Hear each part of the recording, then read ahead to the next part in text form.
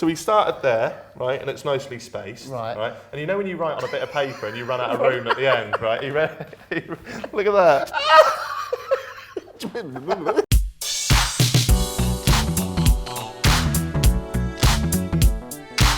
What's your thoughts on the keys, like the main points to a great YouTube channel? Oh, honesty. Honesty, originality. If that's a word, yeah, it's a word, isn't it?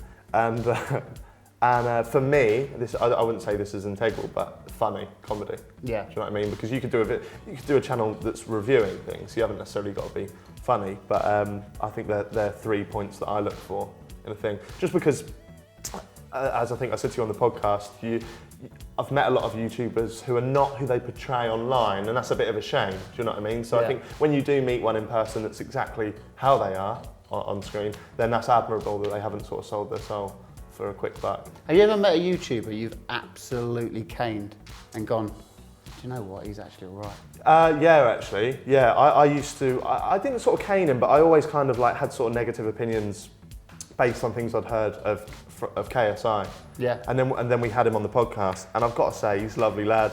He is a lovely lad, and he's done a lot to help people behind the scenes and stuff. I watched the podcast you did with him, and he was paying the guys rent and stuff, wasn't he? Yeah, and I mean, them stories didn't come from him. He's not gone out there and gone, I've done this, because otherwise I'd think, well, that's kind of all in vain then. But the fact that I'd heard them through sort of like the grapevine means, and they're all true, because I know the people that have said them. I think, I take my hat off to him, he's a lovely lad, and I've got to think he's been at the top of the game for a long time now, so that's admirable. Like, a lot of YouTubers tend to up because they put everything on screen and they're trying to get that most extreme video. So after a while, they're gonna mess up. Like your friend Jake Paul did, or that's his brother. His brother. Yeah, exactly. I was actually in a music video with JJ. Was you? Yeah, with Sway. Was you? I just can't get no sleep. It's an absolute banger. Yeah. We both had to go and have a little rap in. We did. Sway, you know Sway. Yeah. He's an absolute dude. Yeah. It was KSI, myself, and another singer. I can't remember the name. It went well on YouTube. You should listen to it. Cool, I didn't know that. It's absolutely banging. You didn't do your like Soccer AM raps then? And all that. I think I probably did actually. It was back in the day. Yeah. That's quality. I'm going to check it out. Check it out. It's decent. Nice. What are your thoughts on tattoos on someone's face? Oh, I don't know. I think I'm on the fence about this. I think I'm on the fence because I've got a lot of tattoos really. Yeah, but none on your boat race. No. Not out of any kind of principle though. I think they do look intimidating, but I think I'm all for kind of that kind of expression, I guess, in a way. I think if someone's going through that kind of commitment to get something on their face for life, they clearly want it. So who am I to say, well, I don't like it? Yeah, I've got to look at them. But do you think it hinders you when you go for a job interview? Yeah. It depends So what the job is, isn't it? Librarian. Well, I don't know, if you go, well, it could be any job and you've just got Sharon written on your cheek. Sharon? Yeah, or you might go, no, I don't think you're suitable for her. Yeah. I don't know. I know, but I think the way the world's going now, people are kind of more accepting to it. Do you know what I mean? Like, people always say, what about when you're like 80? How's it going to look when you're 80? But what they don't realise is we're going to be a generation of 80-year-olds with tattoos. So we're not going to look and go, oh, he looks weird, because you can walk down any kind of high street now and see people with tattoos. It's not as sort of like freakish as it once was. Do you know what I mean? It's become more commonplace now. Yeah. So I think I'm not that arsed about it really. No. But then again, I have got tattoos that I regret having, and they're not ones. Yeah, they're not ones that you can like see now either. So imagine that, getting one on your face and you don't want it anymore. You're not with Sharon anymore, so you just get like a bold line. Just get it blocked out. Sharon was here. Goodbye, Sharon. What tattoos have you got that you're not having anymore? So I've got a sleeve, I don't mind. Got my nan and granddad portraited, they're all right. But then Nice. I've also got I've got a Mario mushroom tattooed on my leg. Right. Which would be fine if I was ever into Mario. Ah. I wasn't. I wanted to get. Growing up, I'm from the generation. I don't know about you, but I used to play Pokemon a lot. Right, I used to love Pokemon. Yeah. So I wanted to get a little Pokeball, like the things that you catch the Pokemon in. Yeah. And I went to the tattooist and went, "Can you do me a Pokeball on my ankle?" Yeah. And he just went, "Would you not prefer a Mario mushroom?" And I was like, "I never really played Mario, and it looks better though, doesn't it?" And I went, "Okay." Who's this tattoo? I come out of a Mario mushroom. I just felt too bad, but I want to let him. Yeah, all right. I got intimidated. He was scary. He had tattoos on his face. So maybe I hate tattoos on the face. I've come full circle. I've got 180 degrees actually.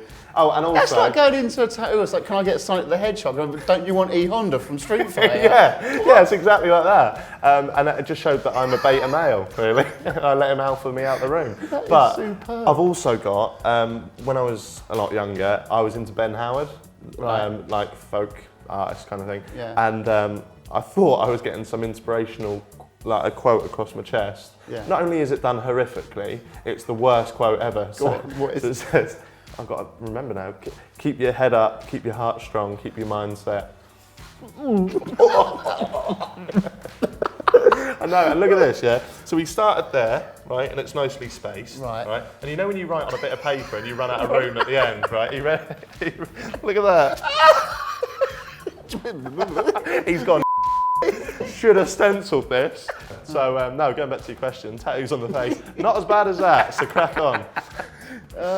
What's your thoughts on the funniest man ever to walk this planet? Gee, apart from yourself, obviously, I'm going to go. I don't know. I think I'm just going to have to go for the obvious, and I'm going to go for the big man, Ricky Gervais. Your mate? Yeah, well. Would you say your mates? I mean, there's no way of like saying yes without seeming like a is there? But I mean, well, he's been on your podcast a few times. Yeah. Seen loads of photos with you, so I probably would say your mate. Yeah, I'd say so. That's pretty cool, isn't it? It is mad. That all started from a tweet as well, didn't it? Yeah, it did. Yeah, it started about 4. It's kind of like how like you are with the like ex-Chelsea legends and that now. Do you know what I mean? It's a bit of you are mates by default, but you feel a if you go around saying it. Do you know what I mean? So, but he did like when I mean, I wouldn't get a tattoo with it. I am mates with Ricky. Sharon Cross, Ricky underneath.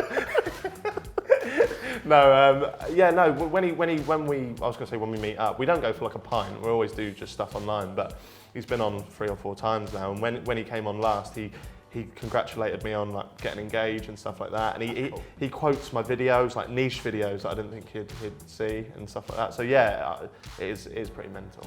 So that first time, I mean, I don't know the actual background behind it. So you sent him a tweet. Yeah. Did he? When he responded, I take it he responded. Were you just like? I was buzzing. I think I was shaking. Yeah. This was about 6 or 7 years, maybe 5 or 6 years ago, and he followed me because I had a load of Ricky Gervais DVDs, and I took a picture and said I've got all these, and he just followed me randomly. I think actually, tell a lie. I think I made a video. I sent him a video of my early stand-up and sent it to him, and I said, "What do you think of this?" And he was like, "Good effort, keep it up," or something like that. And then he followed me. So then I didn't want to DM him because I didn't want to be that guy. So I left it a couple of years, messaged him, said, "Do you want to do something?" Did you, in those couple of years, were you thinking, "I'm going to want to DM him"? Yeah, definitely. Especially after a drink as well. I was like, "Oh, I'm just going to no time."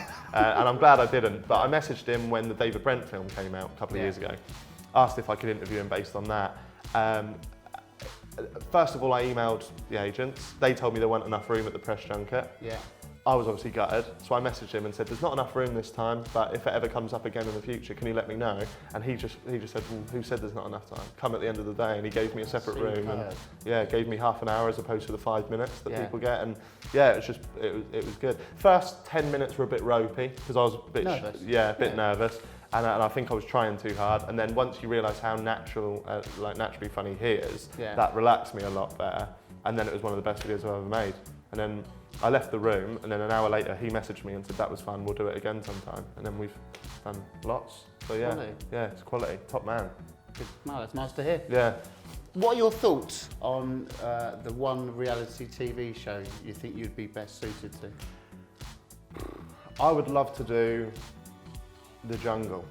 I reckon you'd be good on that, you know. I'd love it. And I'm scared of anything that crawls or moves. You might be in a bit of trouble then. Yeah. If I'm in bed and I feel like something crawling on me, I'm out. Yeah. So I'm gone. Yeah. So, but then I don't know if because you know the country's watching. Yeah. Do you try and, do you know what I mean? So I don't think you'd think about it. I think you would just go and do it. Do you reckon? Yeah. But inside you'll be absolutely bricking it. Hating it, yeah. The eating one, mate. I can't do it. I can't even watch it. So how would I fare in there? I was in Big Brother for a week. Huh? I was in the Big Brother house for a week. No, that I didn't know. Did you not? No. I applied for it through the normal process when I was first starting YouTube, because this is how my mind frame's changed. When I first started, I wanted to be famous, just for the sake of being famous. Right. Now I actually want to create good stuff, Right. and I've gone sort of 180 on that idea, and I think people do just try and be famous for the sake of it, and I'm not proud of my previous mindset. So I applied for Big Brother, got accepted, went through the whole process. It was a long process. Yeah. Went in the house, but they didn't tell me that when I was going in, what they do is they do a week's trial to see if the house works. Really? Yeah, before. Wow, didn't know that. The real house and everything, actual guests, that other contestants that have applied, but I don't know if it was just my year they'd done this, but they didn't tell me that I wasn't a proper guest. So they put me in the hotel for a week, and I've got no contact with the outside world. Right. And I've got a chaperone that does everything for you, so you're not allowed to leave apart from like one walk a day. So it's almost like, yeah, it was, Prison? yeah, it's mental. I think it was like 3 days, it wasn't a week. And then they went, right, you're going in the house today. And I thought, it is Friday, and they do the big show on the Friday. Yeah. Golf caddy, Elstree Studios, taking me round. I walk up the steps. It's in the middle of the day, so I was like, that's a bit weird, because usually it's night time and all the lights going. There was no presenter. They went, go in that door there. And I'm walking along the stage, and I'm like, there's no crowd. And then I thought, what's going on here? The eye opened up, and then there was just a guy on his hands and knees hammering in the set. No. Yeah. I was like, all right. So I just walked in. I happened to be the first one in as well, so they called me straight in the diary room and give me a task. But I then thought, Big Brother's playing a trick here. Yeah, They don't want you to think you're on TV, but you could be on TV. Right. That's what I thought, yeah. But it wasn't. No. And a quick, They used you as a human guinea pig. that's exactly what they called us as well, guinea pigs. That's disgusting. Yeah, at the end. But I think that was the best thing to ever happen to me, because I got to experience what it was like, and I didn't ruin my career by being that guy that was on Big Brother. True. Yeah. So thank Big Brother. Yeah, that's it. Thank Quick you. story though, I don't know if this will make it in. I told this on the podcast, but it's not going to come out for a while, but you can have it if you want. My dad said to me, if you ever go in Big Brother, here's a good mental game you can play. And I've never seen anyone do it, but I've done it.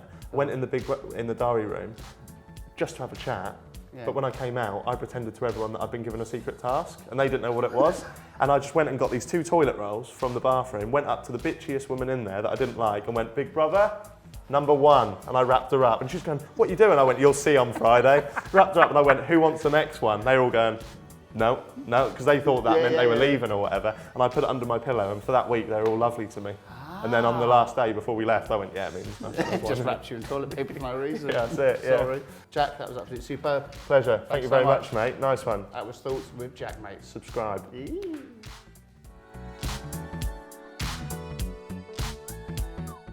They leg it to get their bag, and then they're just stood there like that. You can't get it any quicker. And then I just walk up like that. Yeah. Porky Pete, about half an hour behind Maybe him. if you did leg it, you wouldn't be so porky.